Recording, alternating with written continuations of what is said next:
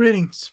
I'm Jonathan Ortiz Vasquez, and I'm going to present the work Analysis of the Persistent Photoconductivity in Nanocrystalline and Amorphous Oxide Zinc with Silicon composite films produced by CO-SPUTTERING at room temperature. To start off, let's mention the definition of persistent photoconductivity, or PPC for short.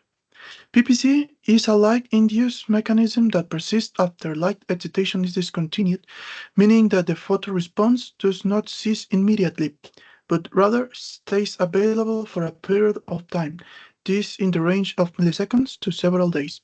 After light excitation has been terminated, PPC has been observed in a variety of material systems ranging from binary metal oxides to complex alloys, doped semiconductors, superconductors, organic semiconductors, etc.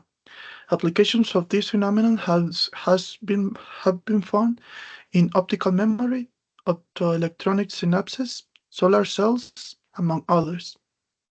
Next, I'm going to mention about the methodology used. So if we can see in figure 2, we have a basic scheme of our experimental station. We count with 1 tank of chromatographic nitrogen gas and 1 pump exposed to ambient air. The flow of gas is controlled by 2 actuators, regulating it to be 100 SCCM for nitrogen and 10 SCCM for air. This assures that the gas chamber that has a volume of 20 cubic centimeters gets cleansed of any residual gas. For measurement, we have a Kitley 100 and 2100 connected to the sample inside of the gas chamber and to the computer equipment. And this is used to obtain the photoconductivity curves of the oxide zinc samples.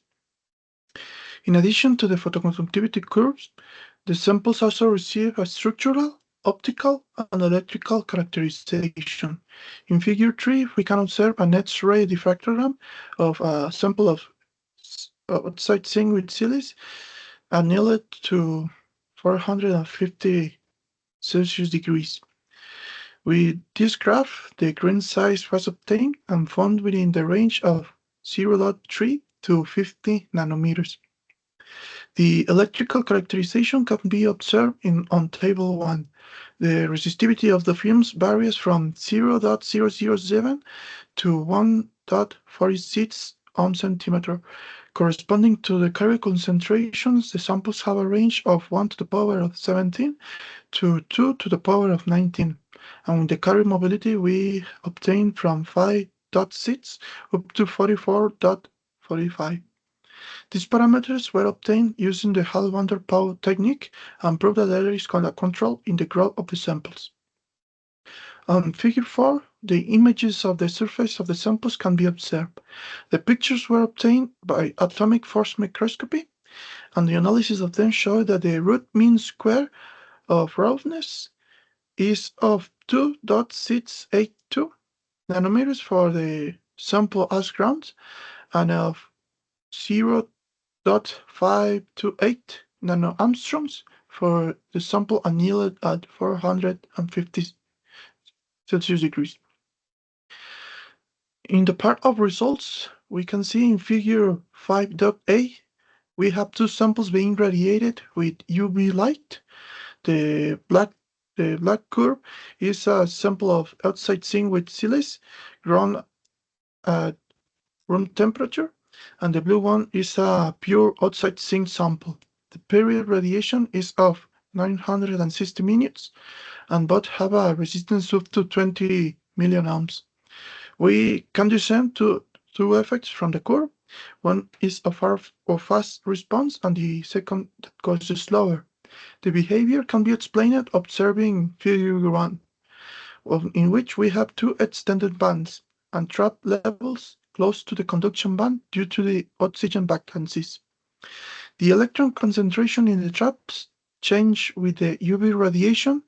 The semiconductor gain energy and the electrons increase the energy, reducing the electrical resistivity in proportion to the radiation exposition time, followed with structural modification of the deep levels.